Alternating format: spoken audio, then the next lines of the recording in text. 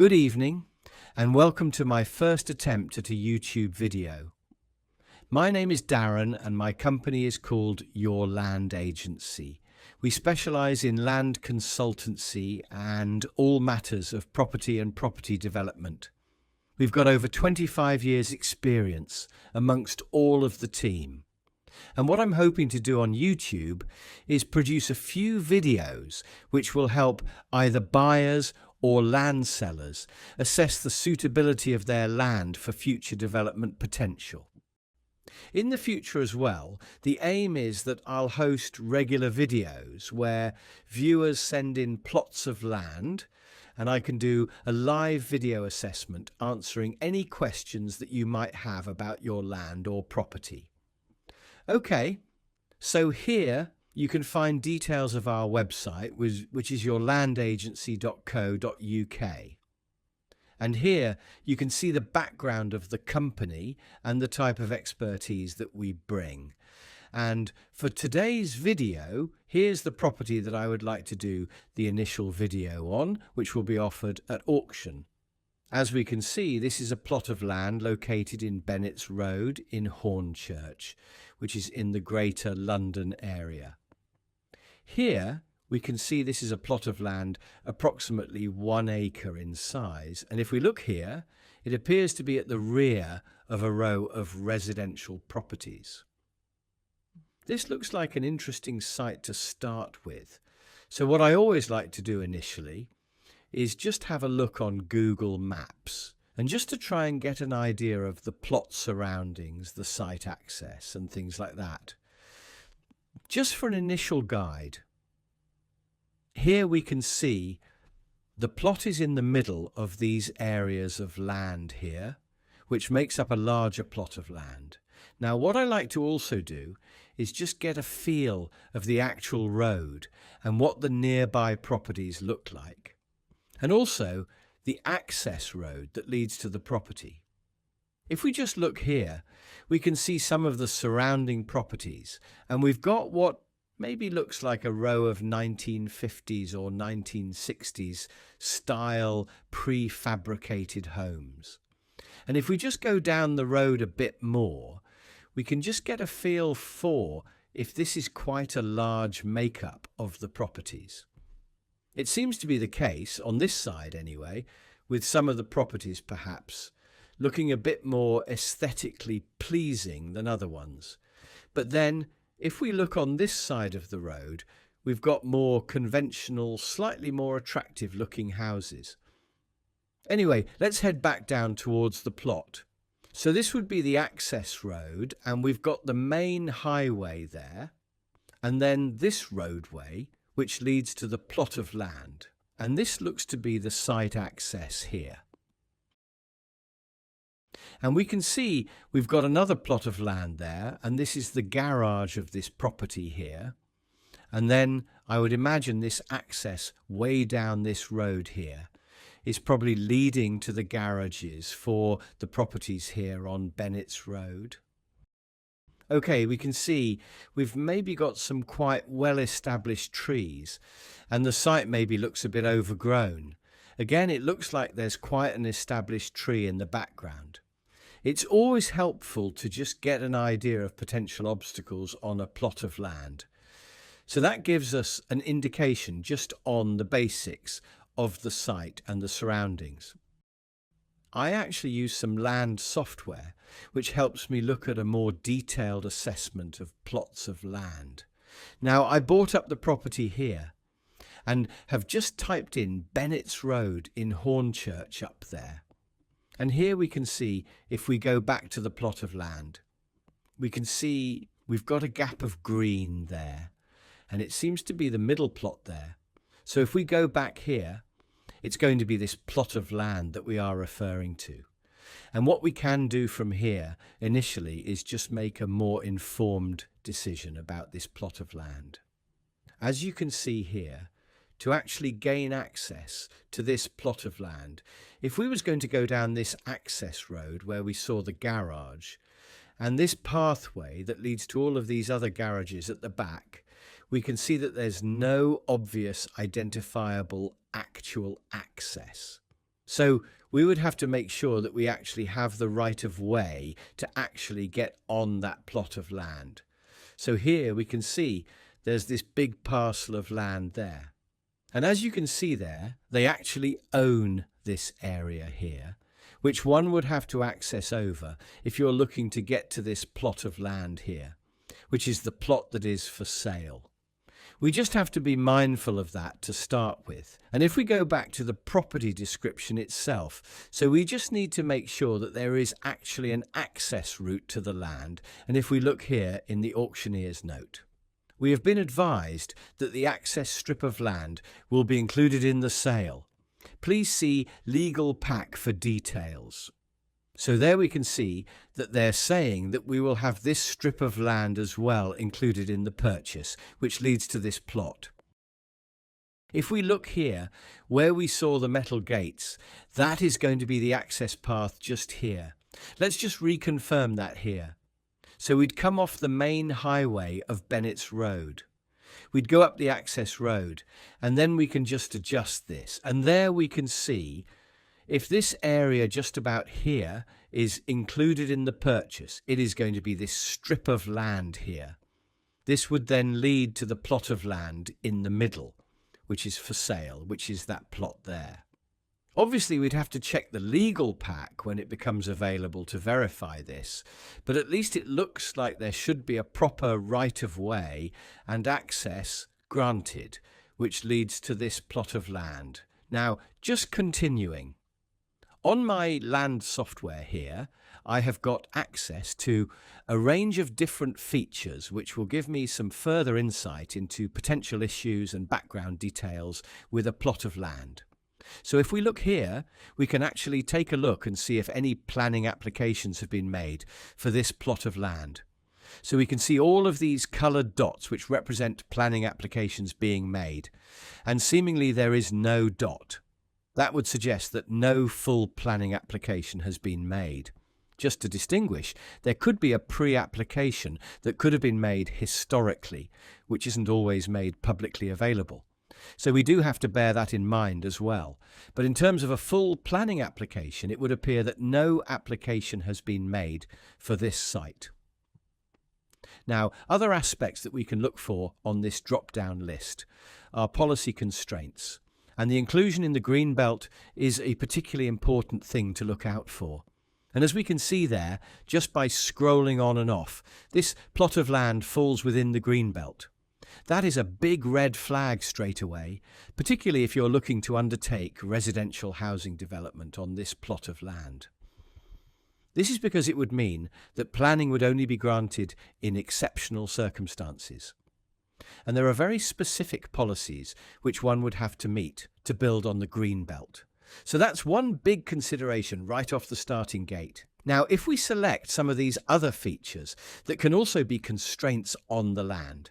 So here, there are things like areas of natural beauty, nature reserves, flood zones, and sites of scientific interest. If we scroll down further, we can look for heritage matters such as listed buildings. The next issue for this site, as we can clearly identify here, is surface flooding. So let's just scroll off those two.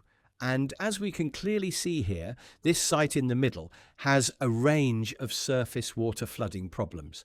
And that probably stems from the River Ingrebourne.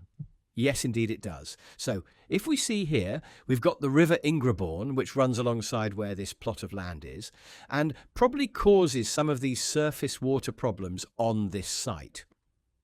We can also check if this site is actually in a recorded flood zone. These are two separate entities to distinguish between. So we've got the surface water flooding problem, but then we've also got to check, is this actually an identified flood zone? And as we can see here, this portion of the site at the end, we've got the two different identified flood zone colourings. This would indicate that we're definitely in a flood zone 2 and a flood zone 3 for this area of the site. That's obviously another factor that we have to build into this site. Another aspect that we have to be mindful of, aside from all the conventional identified issues with a plot of land, is there can be other elements that aren't always so obvious to the eye. So let's delve a little deeper into some more detailed planning policy restraints. Now, If you're looking to find out what I'm referring to for this particular site, which falls under Havering Council, what we can do, just Google Havering Council Planning Policies Online Map. And then we want to go into this right here. And we will launch the Aurora map as shown. And here's one that I prepared earlier. So here, all you need to do is type in the address of the property and just select that. Here, we can see we're going to be looking at this middle plot of land. And what we can do is look at this drop-down list of options on the Havering planning site. If we select this one here, Havering Local Plan, that will identify all of the planning policy constraints for this particular site. We can see all of the different policies which will be identified in this online mapping system. Now, the ones that are going to be of particular interest we can see here is being a green belt location, which we already know about. And also the flood zone 2 and 3 areas, again, which we've seen about. But it also offers some additional interesting and more specific policy matters, including all of these things here. If one clicks the site here, this will bring up all of the relevant policies that this plot of land will be subject to if you go for a planning application. So here you can see it listed in the green belt, but also this minerals safeguarding area is referenced. And also this one here, the Thames Chase Community Forest Policy. This one's actually quite an important policy because there's various aspects that would have to be adhered to if you were going to try and actually do anything with this plot of land. So again, this is something that you have to bear in mind, but isn't so identifiable to someone who's not looking at this online policies map. If we just scroll down this range of options here, aside from the Havering Local Plan Policy information which we've clicked on, one can select all of these relevant policies. Here we can see there's another drop-down menu which says Tree Preservation Orders. And if we just select this, here we can now see that this plot of land here also has a tree preservation order on it. One can actually go and then click the link there, and here we can see the identified area of this site that has tree preservation orders on. It's probably the entire site that's subject to the order, but it's not particularly clear initially from the plan. The tree preservation order probably covers the whole of this dotted area. And if we scroll down here, yes, so trees specified by reference to an area within the dotted black line on the map. Essentially, what this tree preservation order is saying is all of this area within the dotted line, the trees within there, will be protected by this tree preservation order. As we can see, just through these few initial checks, we've been able to identify a number of potential issues with this plot of land that's for sale. So just to recap, the good news, it appears that we will be granted a proper right-of-way down this access road here. And access would be through the gates which we saw earlier in the video. That would be this strip of land here, and that would then lead us to the plot of land now, as we've just identified. The bad news, however, probably most of this site is going to have issues with the tree preservation order.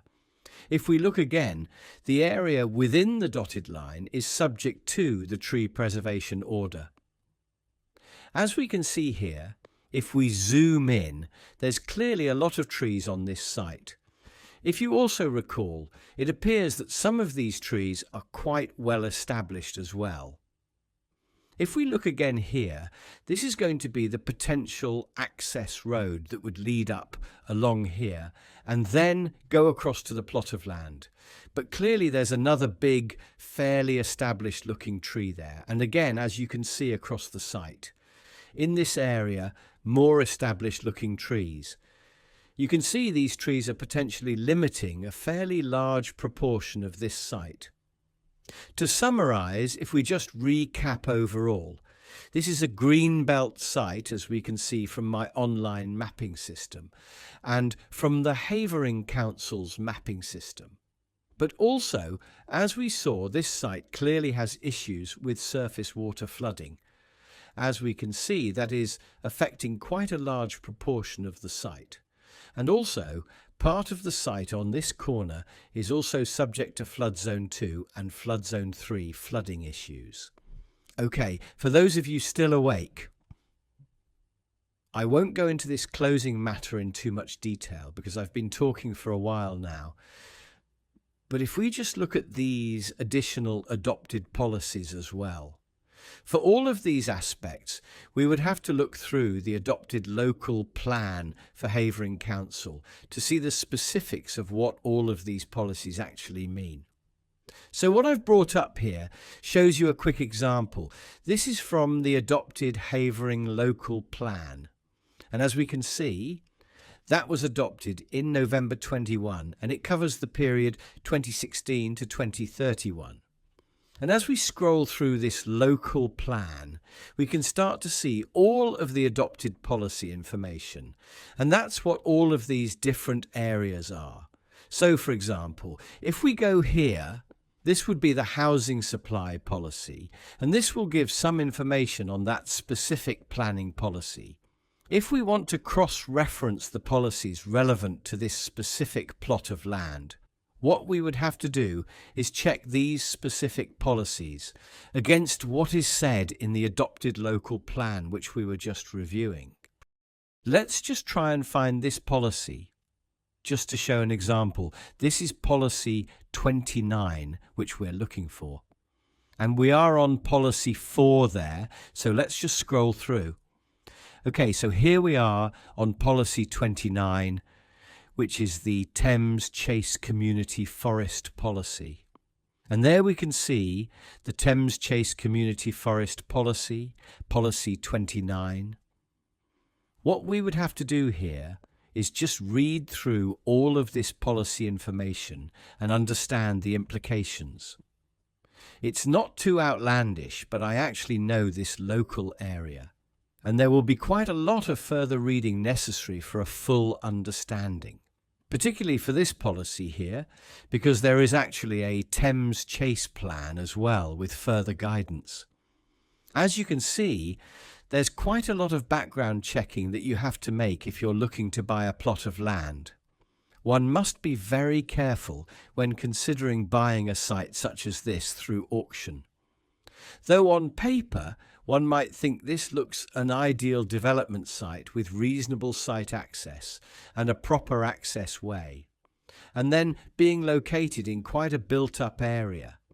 Sounds ideal, however, just because you've identified the good aspects of that site, there can equally be as many negative aspects to consider. And we would, of course, have to ensure we review the legal pack fully before making any final decisions. As we've identified in this presentation, there's many potential issues with this plot of land as well. This just goes to show the importance of thorough background investigations. So, you'll be pleased to know I'm going to conclude today's video there. I've talked quite a bit longer than anticipated, but it hopefully gives you a good insight into the behind-the-scenes work that land consultants undertake. But it also shows you the importance of doing all of these checks. If you were to blindly just look at buying a plot of land, such as the one we've looked at today, you could fall into a real headache and encounter a lot of issues moving forward in terms of planning. Anyway, all of my contact details are on screen that you're seeing right now, and thank you for watching.